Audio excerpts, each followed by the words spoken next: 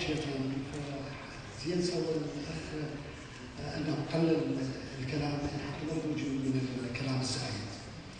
فمع الاسف راح احكي لكم مره ثانيه بالانجليزي فان شاء الله يكون الترجمه كافيه وحقيقيه بالنسبه لي اقوله. اوكي؟ ففي جو تو سلايد 3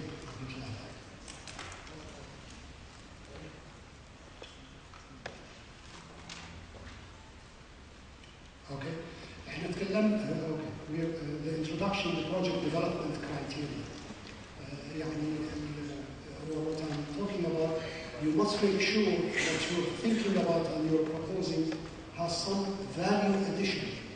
What I mean by value addition, it could be social addition, but at the end of the day you really need some economic factor over and above. Remember what I said this morning, any project that you execute has a blend of characteristics, but at the end of the day, because it costs you money, you need to ensure there is comfort zone in the financial cash flow that repays it rather than becomes a burden on the government.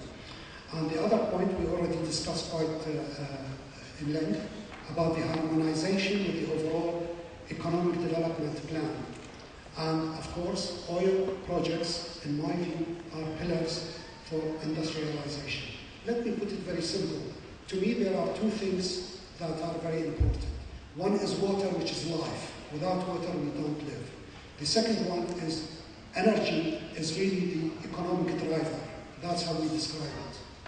So if you can live, but if you want to live comfortably, you need to focus on energy development and move forward. Okay? Now, if you move to the harmonization, what do I mean by harmonization? Remember, you have a comprehensive development plan, and that includes something in the agriculture, something in the industrial, something in tourism, something else. These, for instance, you focus on tourism. There is no point in building 16,000 hotels, okay, and sites for tourism if you don't have the airport to bring people in, if you don't have facilities to actually receive those people and train staff to make them revisit you again. Because, I mean, imagine you walk in and the tourist guide doesn't know what to tell you about the sites. Yeah. There is kind of organic growth. You start with steps that you can afford, that has value added, and then you say, okay, if it grows, I can rebalance my equation and move forward to the next one in a harmonious way. Maybe one sector deserves more growth. Initially, you didn't think it will grow as fast as it would, but after 5 years, you reorient your plan because there's more enrichment in that sector. Benefit from that. Always be flexible, dynamic to benefit from what you learned over the years. The key thing, remember, when you build a project, you don't know what the future is. You rely on estimates, you rely on your own projection, and sharing the view of the others. So everything is in the world of the no one knows. You're estimating. Now, 5 years down the road, you've learned something, you benefit from it. Keep learning, but projects, unfortunately, they are based on projections. They're not real. You may think the economics will be based on the price of oil, $100, but we know very well the price of oil does have volatility. And guess what?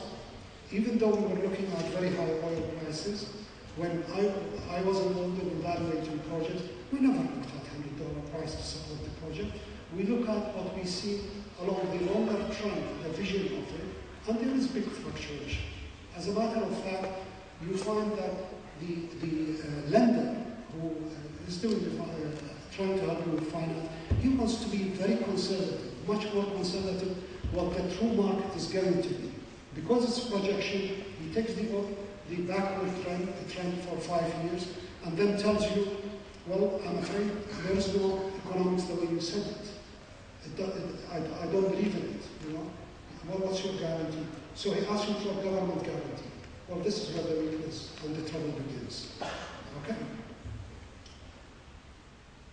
And again, we talked about just in time. Remember, there is no point in building one thing here that you haven't thought about integrating it to make sure that the raw material is ready and secure, and the distribution is also ready and secure. Okay? Now, we already talked about criteria. I put an example in mind because I'm a downstream man in petrochemicals and gas, etc. But the focus, my growth, I'm a chemical engineer in the oil industry, consultant working for myself, basically. But refineries, you find that I've given it as an example because I do get involved quite a lot with evaluation existing asset or building new refineries. Okay? You can refer to it. We'll try to print these and give you a copy of the presentation. Now, I re-emphasize one more time. You need to spend money first, get the project going, then you generate revenue. Now, when you generate revenue, there are still costs associated, which is called operating cost. Now, you see what you have, revenue first, cost, annual operating cost, then the cost of the investment, all in a time frame. If you look at it, you need to spend money, and at the end of the day, what determines your cash flow is the bottom line, the bottom chart of the graph, where if you don't make it, people talk about IRRs, people talk about ROIs, you know, all kinds of economic indicators, which we call it, we stress test. In other words, what if this happens at the same time something else happens? And that stress test really is very useful. And many times, many of the projects I get involved in, even though it can be funded internally, we still try to knock at the doors of the fund capital market for one reason. We need someone to actually stress it more, to see what we overlooked, what are the gaps, okay? And you benefit. The more you see the other side, it becomes more positive, and you know it's going to be a success. Because with infrastructure project, the last thing you want to do is to fail, okay? Keep going. One more? Yeah. Now, people say, I heard it here, and fortunately I put this wrong. When you build a project, we did say it needs to satisfy social aims, it needs to satisfy infrastructure, industrial goals, it needs to have profitability, it needs to meet the environment, okay? But that burden is really supported by how good is the enterprise, how good is the construction of the project, the man who actually built the project. You may have a lousy contractor. It's not your fault. He's bad. It's, you know, the work. You didn't vet the short list of contractors, or the technology is not tried. One of the things we always do, particularly in infrastructure projects, we insist that the technology is demonstrated on equivalent, similar environment, so it will work, because with infrastructure, you cannot afford mistakes. Small factories you can, because it doesn't really synergize with the big ticket items as such. You can handle them with small problems. Okay? Now let's move to the next slide. This slide I purposely put it. It's from a novel, which is a Russian novel, about happy marriage. Happy marriages are all the same. They're happy, everyone is smiling. But unhappy marriages, everyone unhappy for his own reason. Okay? Now, the funny part is, in other words, move away from blame. Don't blame someone for a mistake. Forget it. Move forward. Refocus. Re-emerge. Okay? Otherwise, there's failure. Very simple. It could be you didn't speak well this morning, and that becomes a problem. Okay? It ends to failure. Believe me, it is adequate. I picked it up from one of the lawyers who presented for Iraq conference last year in the Royal in London, and I felt it's very relevant. I put it here just to let you know that forget the blame. We need to really move forward energetically, support each other coherently, not think in silo effect, keep moving. There was a fun... دكتور حسين طبعا ننتظر 7 دقائق ما ناسي فيها من المحاضرة السابقة. يعني بدأت صارت 3 دقائق. ايش قد؟ باقي لك 3 دقائق. اوكي.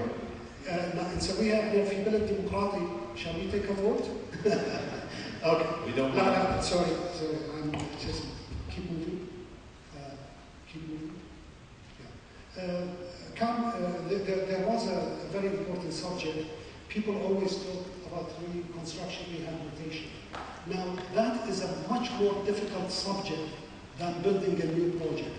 Because how do you cost what you're rehabilitating? You really need to understand the true nature of the asset you have. What is the defect? How much it costs to really rebuild it? And of course, when you rebuild something or try to correct it, you go beyond. You don't want to go 5 years down in history. You want to look at what you need in the future and integrate the two. I mean, I find it more challenging to actually revamp or rehabilitate existing refineries than build a new one, where the parameters are much easier to handle. But the assessment of existing, why? Because any functional operating environment relies on integration of what you put on the ground, as we call it, the asset, the resource, and the capability of the people that run the resource. In other words, how good are they, how well they are trained to actually match.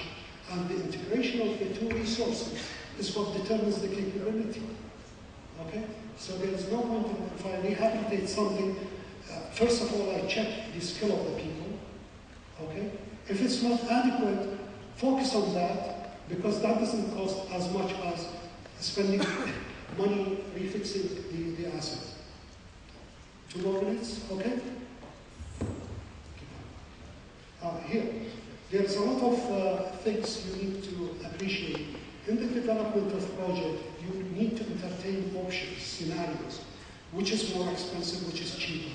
Quite often you find the best way to actually accommodate what option to select at the early stages when you're defining options. This is the time to do it. Once you get into the designs and letting the contract, any little change you do cost you an arm and a leg and delays the project. However, some people, particularly in transition countries or developing countries, spend endless time defining this option and that option. Don't do that, because you're on a projection of benefit. In other words, take the business side of the business versus the deficit or the negative of option which can be done quicker. So don't really spend 6 years doing evaluation. Do it as soon as you can. Keep in mind the time horizon of the benefits you'll be getting, and if you delay it, what it means. Okay? And that scenario gives you, if you entertain 2 options, please do the overall, the holistic, what we call, of the execution. As you heard before, no one wants to hear unquantified uncertainties. Be frank. If you're fearing, when you talk to people in the fund, supply funds, don't think they don't know. They do know. But please make sure, even if you have a problem with a weakness, say it, define it, and say you're doing something about it. Okay? And that helps you, because the project takes 5 years to be done. And in 5 years, hopefully you've resolved all this uncertainty, and guess what? Everyone will be happy. Okay?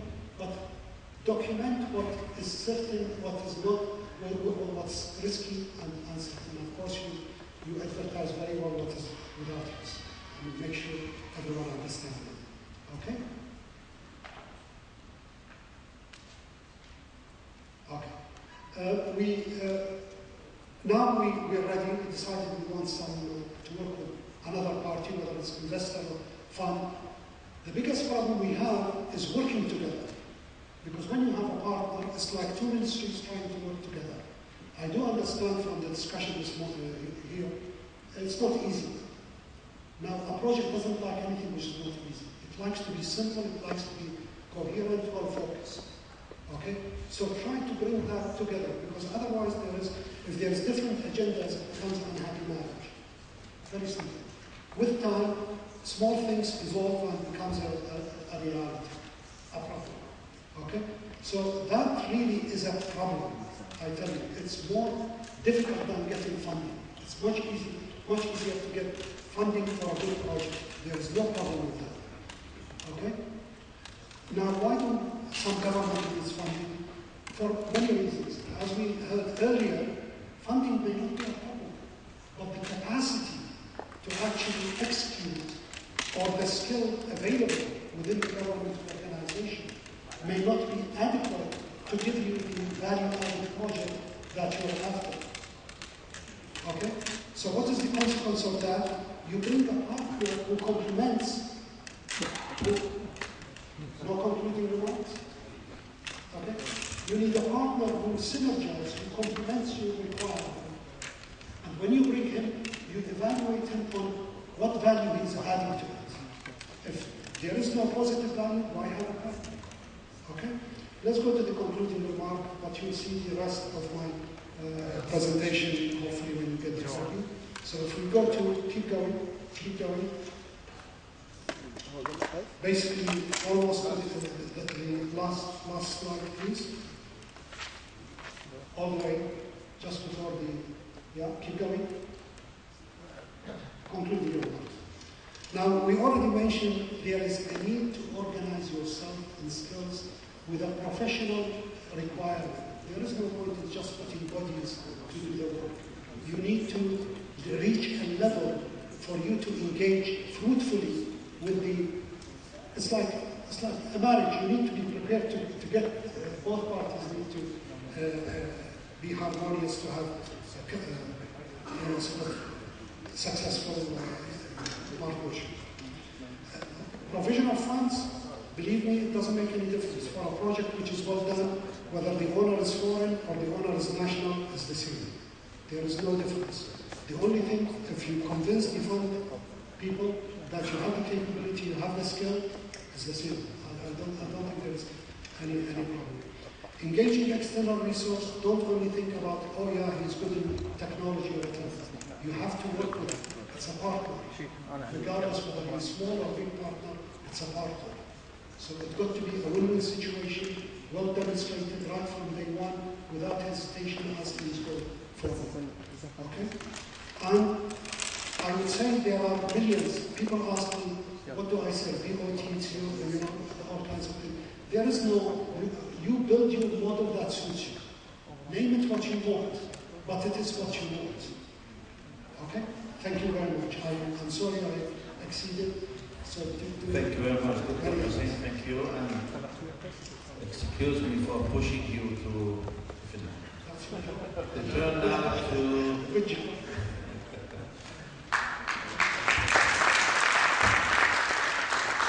Sorry, Zuli, we made you late about 1.5 hours. Thank you very much. Okay, thank you. Excellency, distinguished ladies and gentlemen, good afternoon. First of all, thank you to the OECD and to IER for organising this very important conference, and especially thanks to June Reid for bringing us all together today. So in my next slide, in my presentation, I would like to touch on actually 5 things. This is an earlier version of my presentation. First is a brief introduction to the World Bank Group. Then I'd like to touch on the benefits and challenges of PPPs, what the World Bank thinks the PPP potential in Iraq is, some lessons from the region, from Syria, Egypt and Jordan, and then to touch on the offer that the World Bank has made to the government of Iraq of how we can help in taking forward the PPP agenda. Okay, my first slide is actually missing, so I will talk to you on it.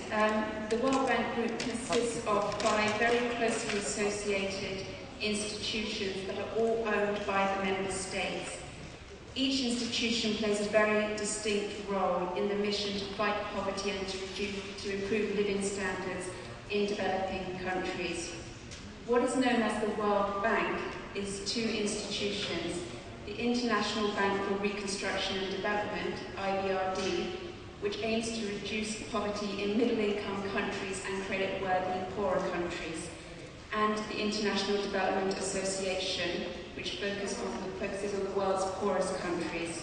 Together we provide low-interest loans, interest-free credits and grants to developing countries for a wide array of purposes, including support to infrastructure, private sector development, financial sector development, as well as the social sectors, environmental and natural resource management, and public administration.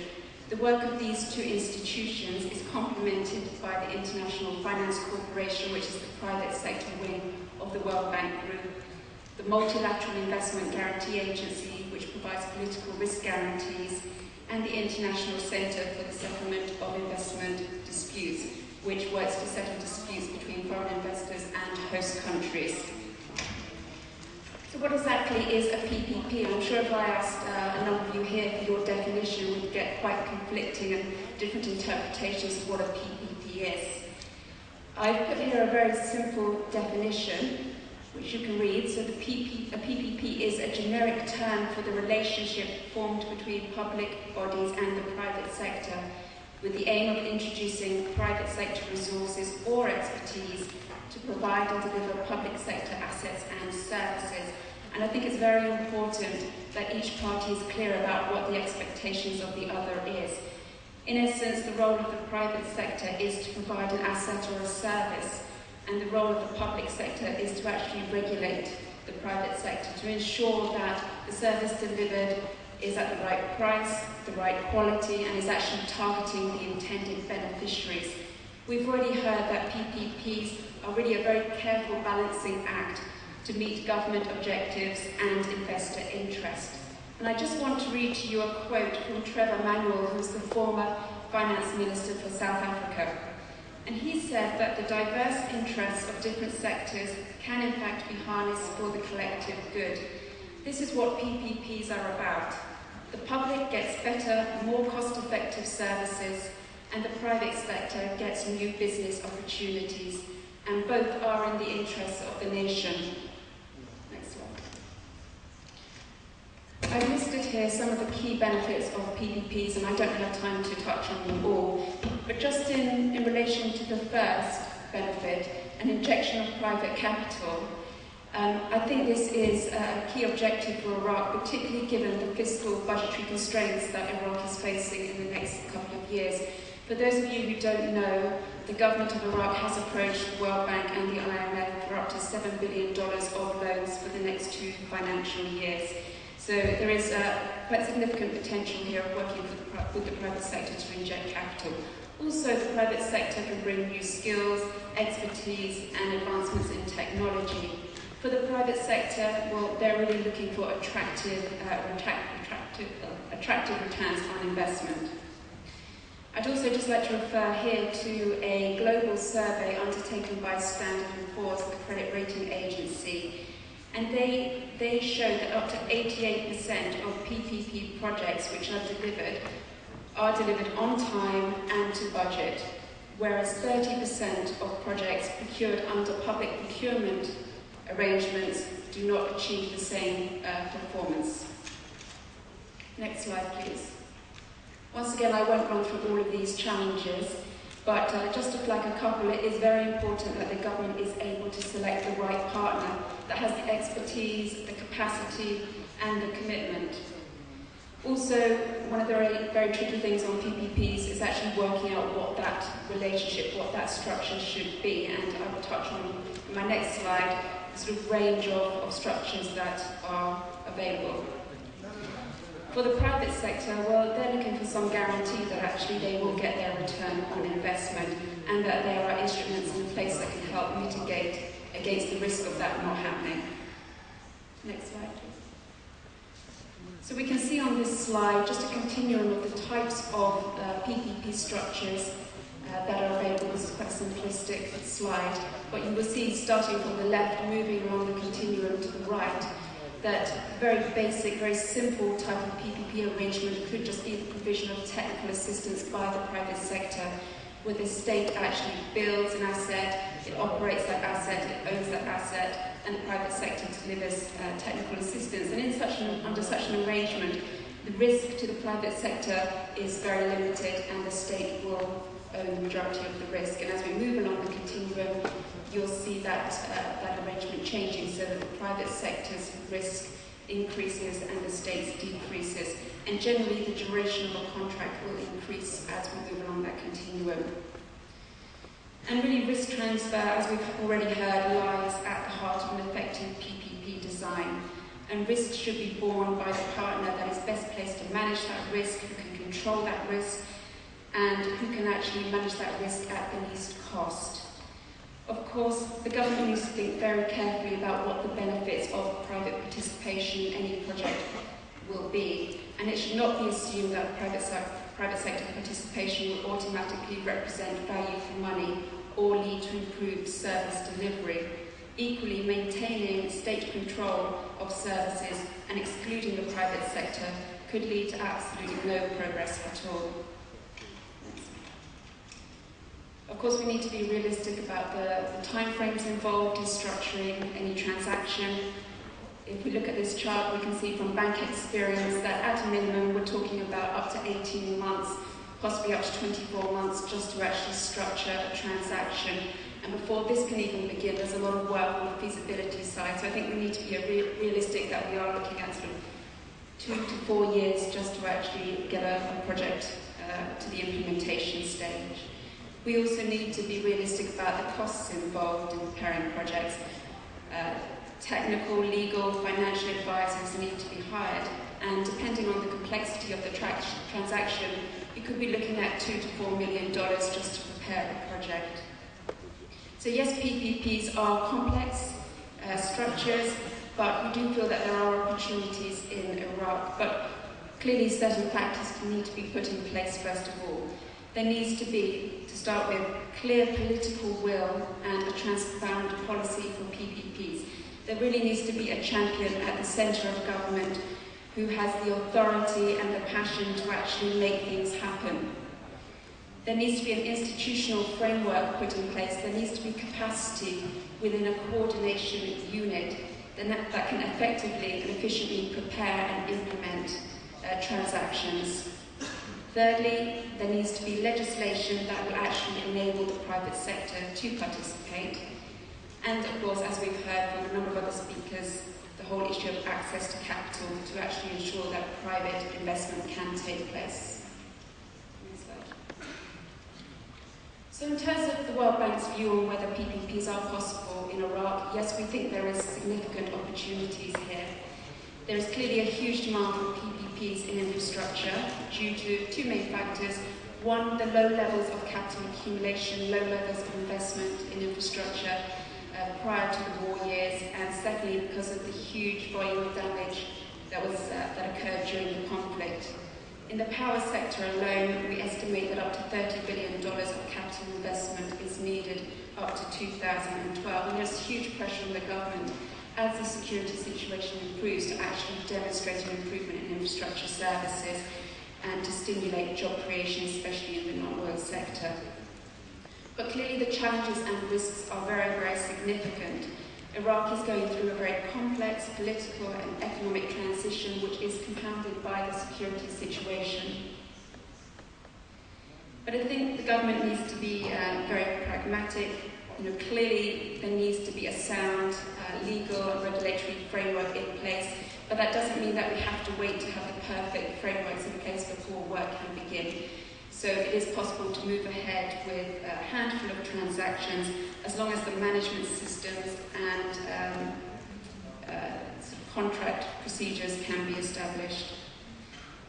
I think it's important to manage expectations. I've touched on the timeframes and the costs involved in developing projects, and it'll be important to manage the expectations of the public about what can actually be achieved. Also, it's important to recognise, although certain sectors are priority for Iraq, it doesn't mean that there is automatically going to be investor appetite and interest in participating in those sectors.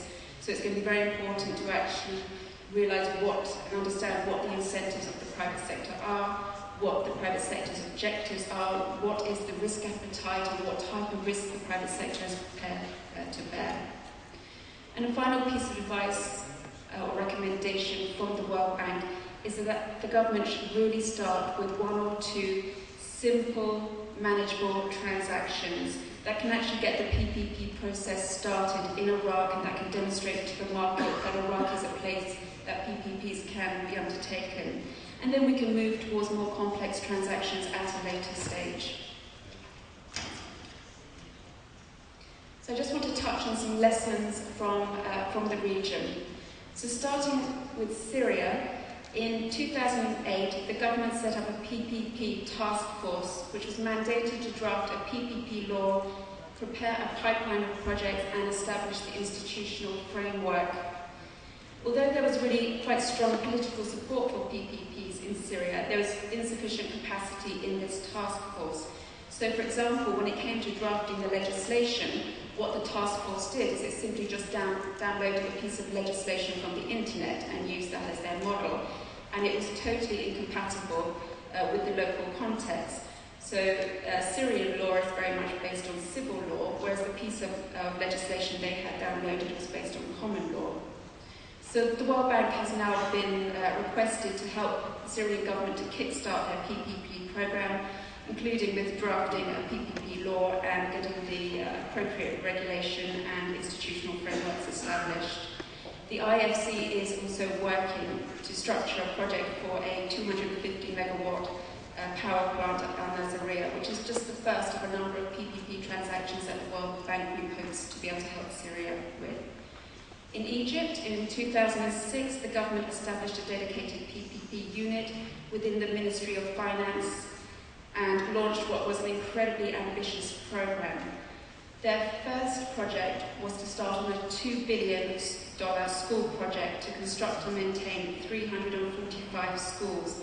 Now, after 2 years, after a lot of financial and human resources invested in this project, it was clear that there was absolutely zero private sector interest. The World Bank and the IFC once again has come to Egypt to help, and the IFC is working on a pipeline of 5 pilot transactions, and the World Bank is once again looking to provide support to draft the legal and regulatory and institutional frameworks. And finally, in Jordan, in 1996, the government launched its PPP program, and following institutional reforms in 2008, program management has been conferred upon 2 entities: a privatisation council, which is responsible for the policy making, and an executive privatisation commission, which is the implementing agency. And actually the program in Jordan is seen as one of the most successful in the region. They have 7 PPP projects that are ongoing, including in the rail sector, waste recycling, road construction, and they have another 5 projects that have recently been approved. And interestingly, the Jordanians have offered assistance to Iraq. We had a very useful meeting in September with the National Investment Commission and the Privatisation Council. So assistance is being offered from across the region. Next slide. So I referred to the meeting that we had with the National Investment Commission in September. The objective there was really to identify the government's technical and financial needs, options for World Bank and IFC assistance, and to try and agree an action plan. And you'll see on this slide a number of offers that the World Bank has made to the government on the technical assistance side. So, for example, we have offered assistance to help establish and build the capacity of a PPP coordination unit. And this we envisage was very much from the face of public-private partnerships in Iraq that could propose PPP guidelines and methodologies that could help coordinate the government's PPP program across ministries, and that could provide technical support to line ministries. We also offered assistance to undertake market assessments to see what sectors are of interest to investors, to provide support on developing the legal and regulatory framework, and to help in piloting a handful of projects, including support on undertaking feasibility studies looking at the economic, financial, technical, environmental and legal aspects of any project. Of course, that's the more short-term assistance that we have offered. The bank is interested in looking at longer-term assistance from the financial side, including World Bank instruments such as sovereign loans, risk guarantees, political risk insurance and private sector debt and equity. There are a few things that we have asked the National Investment Commission to go away and discuss with other government counterparts. We really need a firm steer from the government about what exactly the National Investment Commission's role is in coordinating PPPs. Clearly the NIC has a wider mandate as an investment promotion agency. We also want to know that there is a champion within government that will drive this process, so that a champion really needs to be identified. I'm sure many of us have seen the NIC's investment plan for infrastructure and service delivery, which has been submitted to Parliament. That's quite an ambitious plan, and it identifies housing and agriculture as the priority sectors. But we really want a stronger steer from government, across the board of government, what are the priority sectors, and to be realistic about where there will be investor appetite. And finally, we want to know that there is a commitment from government to actually resource, both in terms of human resources and financial resources, a PPP coordination unit. Thank you.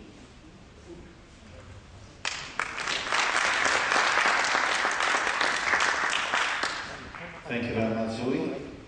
I'm sorry to disturb you due to the shortage of time. The last paper from Mr. Michael Kilbrand. He will talk about the development zones. Mr. Michael Kilbrand يتكلم عن البنية التحتية من خلال مناطق مخصصة للتنمية. يتفضل. شكرا.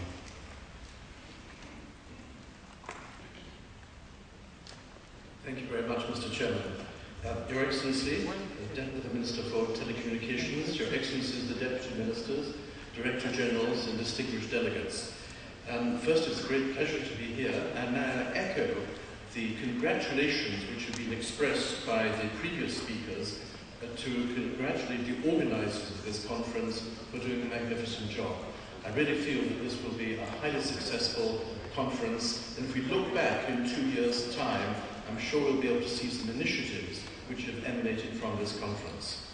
I'm very conscious, Mr. Chairman, that I am now in a high-risk occupation by being the last speaker, separating the delegates from lunch.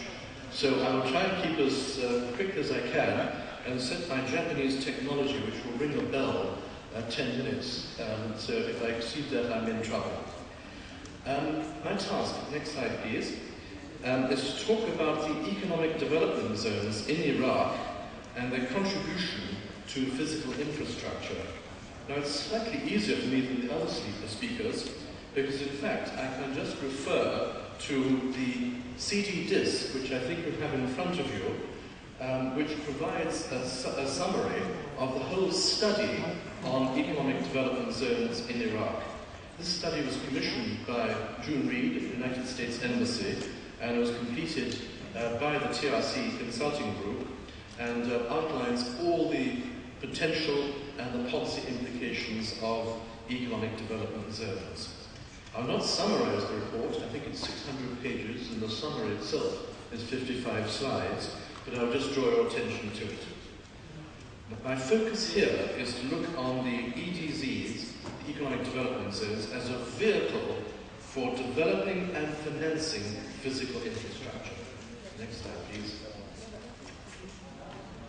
If we can come to the first question, which is why should we concern ourselves with economic development zones to develop and finance physical infrastructure? There are several reasons. First, economic development zones are a practical vehicle to develop and finance infrastructure. They're a policy instrument which can set the direction and can prepare economic development zones as infrastructure investment projects and assess the return on investment to the national economy in such a way that they will be able to convince our financing colleagues from the World Bank and from the commercial banks and from the OECD to provide finance for the infrastructure. The key to this is that economic development zones are designed to form a package, which I like to call infrastructure plus. They're not just infrastructure, they consist of infrastructure and a package of policy initiatives. They must have a clear development strategy, demonstrating how the economic development zones will contribute to national economic diversification and to growth. They also need to include some policy reforms, some clear incentives, and demonstrate business opportunities for PPP projects that we've been hearing about. All of these policy initiatives will enable financing. There is another reason why we need to look at economic development zones, and that is because we now have 50 years of practical experience which show that economic development zones work. In particular, if we look at those countries which have succeeded in making transformations from being least developed countries to high-growth, successful countries, they relied very extensively on economic development zones.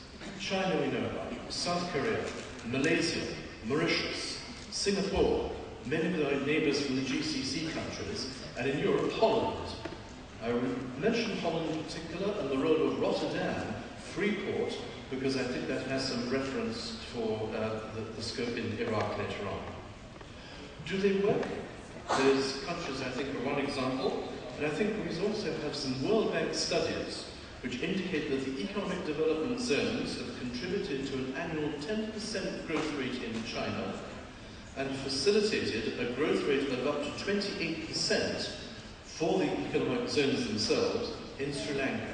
Sri Lanka, obviously a country which has been beset by strife, extensive conflict, and many other difficulties. I myself can bear witness. 35 years ago, when I had more hair on my head, I started working on Jubail in Yanbu in Saudi Arabia. In those days, Jubail was a small fishing village and a lot of sand. Now, we know what Jubail is. And within 5 years, 35 years ago to 30 years ago, almost the anniversary, Jubail was producing the first petrochemicals. These are vehicles which can succeed. They're not a panacea. There's no panacea, there's no silver bullet, but they're what we call a heavy lift policy instrument, which combine development policy, operations, management, and financing. Next slide, please. If we're dealing with economic development zones, we need to constantly rethink, and I think this is a particular role for the Iraqi Institute for Economic Research. Very often, I think, when we're talking about economic development zones, most of us still have a vision of yesterday's economic zone, which is a typical export processing zone, similar to the very early days of Jebel Ali, similar to Panama, similar to Shannon Free Zone in my own country of Ireland. However, that conventional concept of an economic, of an export processing zone is now out of date. Today, there are over 3,000 economic development zones, including 1,200 private sector zones in over 120 countries. These provide an enormous scope of choices of types of economic development zones and of concepts which can be looked at, investigated, and checked to which is most applicable and appropriate for the needs of Iraq. Now, I won't go into the details, but the report will show the endless variety of the types of zones.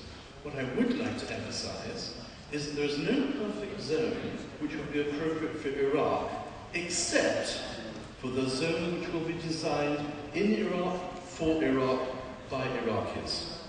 A zone which will be customized for Iraq, not borrowed and not copied from other places. I emphasize that because the zones which have not succeeded are those which are what we call colloquially in English the copycat syndrome. Just repeating what someone else has done, not customizing it to the needs of the country. Next slide, please.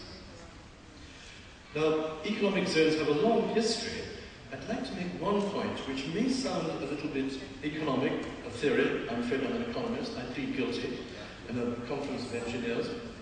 But that is because conventional economic theory has often asserted that economic development zones are a second best policy option, a second choice, which undermine the first option, which is comprehensive national policy reform. So for many years, in fact until about 2003, there were many international agencies and governments who restricted movements towards economic development zones. The new research, led by the World Bank and the OECD, adapted new economic theories for our economists around here, endogenous growth theory and cost-benefit analysis, which really show the benefits which could be gained from economic development zones. So I bring this to the attention, particularly for our colleagues in EIR, that new economic policies, economic theory, highlight the value which can be generated by economic development zones. If I can go to the next slide, please.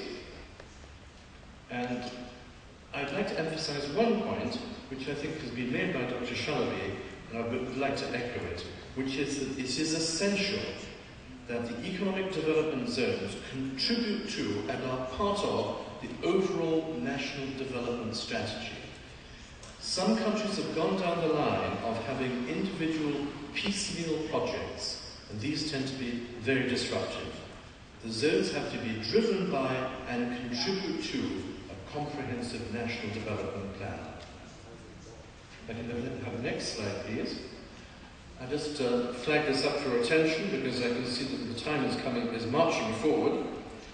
And this is just to emphasize that the concepts demonstrate a policy package, a combination of initiatives which are really essential for successful economic development zones. And this combination make economic development zones a lever for change. Now my Japanese technology is ringing its bell, therefore what I would like to do is try and accelerate very rapidly through the presentations. If I can have the next slide, please. Next one. Next one. Next one. Next one, please. This I just highlight because it shows some of the types of economic development zones which the study has identified as practical and useful for Iraq. We just looked at 7. These were the top priorities which the study considered to be appropriate. Further analysis will identify other ones. But these include a hybrid zone, a multi-purpose zone covering general manufacturing, transport and logistics. Second zone is covering oil refineries and petrochemicals. Third is the financial services and a central business district zone. Fourth, information and science and technology zones, to create in Iraq something like in my other country of Britain, the Cambridge Science Park, the focal point for science and technology development. We also have, for our colleagues from the agriculture, the concept of wide area special agricultural economic zones, which are an opportunity to introduce policy reforms for the whole of the agricultural sector within a designated geographical area. But then there are 2 other particular projects which are location-specific and which are to introduce a multimodal sea transport hub, probably at Al-Faw, and also a multimodal air transport hub at Baya or Basra, at some of the major crossroads in Iraq. Now I'd like to finish with those 2 ideas because they emphasize a critical point which I'll offer in my personal opinion, that Iraq now has significant strategic choices which have to be made rapidly. My personal view is that the economic geography of the world is being changed significantly by the construction of the Eurasia land bridge, the Silk Route. That is being constructed, the railway line extending from Korea all the way to Rotterdam in Europe. A new land route which I personally believe will be equivalent to the opening of the Suez Canal in terms of global transportation. Who is funding this? Who is supporting this? Our colleagues from Japan, our friends from China, our friends from Korea. Who is funding the bridge underneath the Bosphorus, which will be that missing link between Europe and Asia? Japan, with Japanese technology. This new land route will open in next year, 2010, with a few delays. I think it will change the economic geography. This means that Iraq will be positioned at a highly strategic point in global economic geography. And I would personally suggest in my final comment, what is needed is a network of special economic development zones which will position Iraq in that new global economic geography. Ladies and gentlemen, I've overrun my time. Our chairman is an old friend, he's bigger than I am, so I'd better stop there, and thank you very much for your time.